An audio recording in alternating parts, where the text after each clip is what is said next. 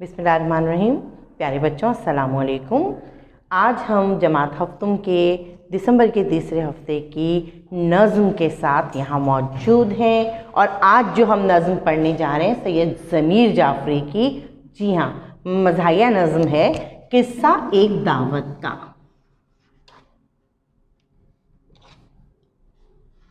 ये आपकी किताब के सफ़ा नंबर 83 पर मौजूद है। किस्सा एक दावत का बहुत मज़ाहिया और हल्की फुल्की सी एक नज़्म है जिसको पढ़ के यकीनन आपको बहुत लुत्फ़ आएगा। चलिए देखते हैं। बुफ़े दावत पे बुलवाया गया हूँ, प्लेटें दे के बहलाया गया हूँ, कभी बातों में उलझाया गया हूँ, कहीं कुर्सी से टकराया गया हूँ। ना आई पर ना आई मेरी बारी, पलाव तक बहुत आया गया हूँ। कबाबों की रकाबी ढूंढने को कई मीलों से दौड़ाया गया हूँ। बराए कतला हाय माही, छुरी कांटे से लड़वाया गया हूँ। मटर के वास्ते जब की मटर गश्त, तो आलू गोश्त में पाया गया हूँ। ज़ियाफ़त के बहाने दर हकीकत मशक्क़त के लिए लाया गया हूँ। जी, आया आपको सुनकर मज़ा? सबसे पहले तो हम देखते हैं अल्फाज मायने, फिर मैं आपको इसकी तशरीह करवाती हूँ। बुफ़े, खाने की मेज़ पर जाकर खाना लेना। रिकाबी, प्लेट, कतला, टुकड़ा, माही यानी मछली, मटरगश, इधर उधर चक्कर लगाना। ज़ियाफ़त, दावत, दर हकीकत सच में, मशक्क़त सख्त मेहनत। जी, दरअसल बुफ़े दावत कहते हैं बेटा उस दावत को कि जहाँ पर एक जगह पर खाना टेबल्स पे या मेज़ों पे लगा हुआ होता है और जो मेहमान होते हैं वो मेहमान खुद जाके अपनी मदद आपके तहत अपनी प्लेट में जो उन्हें खाना होता है वो ले लेते हैं। यानी एक दावत तो ऐसी होती है ना कि मेज़बान जब मेहमान को खाना पेश कर रहा होता है, लेकिन यहाँ पर ऐसा नहीं होता। यहाँ पर खाना लगा हुआ होता है और यहाँ मेहमान की खुद की ये जिम्मेदारी होती है कि जो खाना है, जहाँ से खाना है, जैसे खाना है, जाकर वो उस दावत में खुद ले।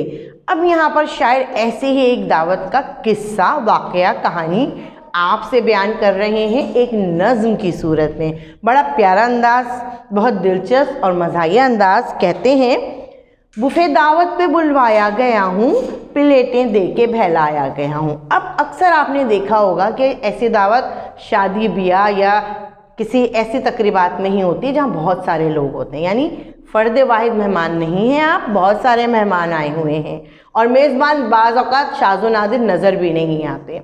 तो अब वो क्या कहते हैं कि प्लेटें रख दी गई और खाना मौजूद नहीं है या खाना उनकी पहुंच से दूर है और अब वो प्लेटें हाथ में लेकर जो शायर हैं अपना अहवाल बयान कर रहे हैं कि वो खाने के लिए दौड़ रहे हैं, मुशक्क़त कर रहे हैं। इस पूरी नज़्म में उन्होंने वो अहवाल, वो नक्शा खींचा है। कभी बातों में उलझाया गया हूँ, कहीं कुर्सी से टकराया गया हूँ। अब क्या है जनाब, मैं खाना लेने जाता हूँ तो कोई भी मुझे मिलके बातों में लगा लेता है। यानी कोई रिश्तेदार मिल जाता है, कोई दोस्त मिल जाता है और मैं खाने की तरफ बढ़ने की कोशिश करता हूँ तो मुझसे बातें शुरू, अरे कैसे हैं आप, क्या हाल है, क्या ख्याल है, इस तरह की चीज़ें होने लगती हैं। तो लोगों से अलैक सलैक और सलाम दुआ में उनका खाने से फासला बढ़ जाता है। फिर क्या होता है जनाब कि कहीं कुर्सी से टकराया गया हूँ। आपको पता है जब आप शादी हॉलों में या इस तरह की दावत में जाते हैं तो लोग अपनी मर्ज़ी से भी कुर्सियाँ रख के बैठ जाते हैं। तो अब उन्हें रास्ता भी नहीं मिल रहा, वो परेशान हो रहे हैं, खाना लेने जा रहे हैं। ना आई ना आई, ना आई पर ना आई मेरी बारी, पलाव तक बहुत आया गया हूँ। अब जब भी वो पलाव लेने के लिए जाते हैं तो वहाँ इतना रश होता है, लोग ले रहे होते हैं कि वो बेचारे खड़े खड़े थक जाते हैं और उनकी बारी नहीं आती, उनके हाथ में वो पुलाव निकालने वाला चम्मच नहीं आ रहा क्योंकि लोग उन्हें मौका ही नहीं दे रहे। कबाबों की रिकाबी ढूंढने को, अब उन्हें खाने थे कबाब, पुलाव तो उन्होंने जैसे तैसे ले लिया। तो जब वो पुलाव लेके आगे बढ़े तो उन्होंने सोचा मैं कबाब ले लूँ। तो कबाब की रिकाबी यानी प्लेट की तरफ जब वो बढ़े, उस डिश की तरफ वो बढ़े तो कई मीलों से दौड़ाया गया हूँ, तो उन्हें बहुत देखना पड़ा, पहुँचते तो पता चलता यहाँ तो कबाब है नहीं, या वो प्लेट खाली हो गई है, लिहाजा फिर वो दूसरी टेबल पे जाते और इस तरह वो इधर से उधर काफ़ी उन्होंने चक्कर लगा लिए। बराए कत्ले कतला हाय माही, माही कहते हैं मछली को, कतला यानी टुकड़ा। अब वो उस मछली के टुकड़े को कत्ल करने के लिए, कत्ल करने से मुराद उनकी ये है कि वो खाना चाहते हैं उसको, तो उन्होंने अपना कहना चाहिए सुखनवर ऐसा अपनाया कि उसको मज़ाहिया अंदाज में लिखा कि मैं कत्ल करना चाहता हूँ, यानी मैं उस मछली के टुकड़े को खाना चाहता हूँ और छुरी कांटे से लड़वाया गया हूँ, यानी कि मैं जब जाता हूँ वो मछली लेने के लिए तो मुझे छुरी कांटे ही पड़े हुए नज़र आते हैं, मुझे मछली वहाँ से गायब हो चुकी होती है, क्योंकि लोग इतने हैं, मेहमान इतने हैं, जिसको पहले मौका मिलता है वो उठाता है और अपनी प्लेट को भर लेता है। फिर मटर के वास्ते जबकि मटर गश्त इधर उधर फिरना, चहलकदमी करना, तो इस तरह की जब वो चीज़ें कर रहे थे तो मटर गोश्त तो उनको नहीं मिला, लेकिन उनको आलू गोश्त मिल गया। वो जब मटर गोश्त लेने के लिए जाते या मटर क्या कुछ भी बनी हुई डिश को वो लेने के लिए अपनी प्लेट में जाते तो उन्हें आलू गोश्त का सालन मिल जाता। अब दावत में जाएं और आलू गोश्त खाएं, जी ये उनको बर्दाश्त नहीं था।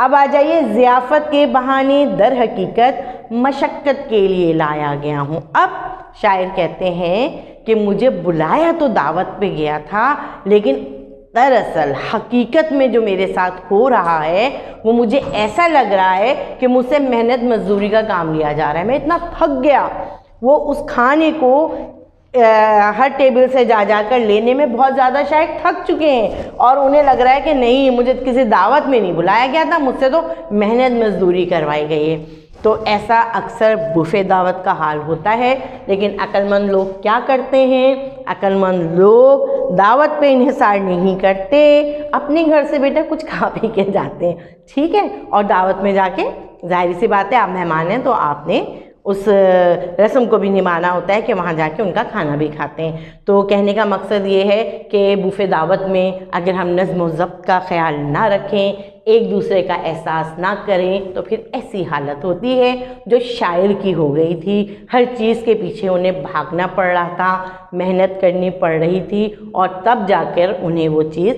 हासिल होती।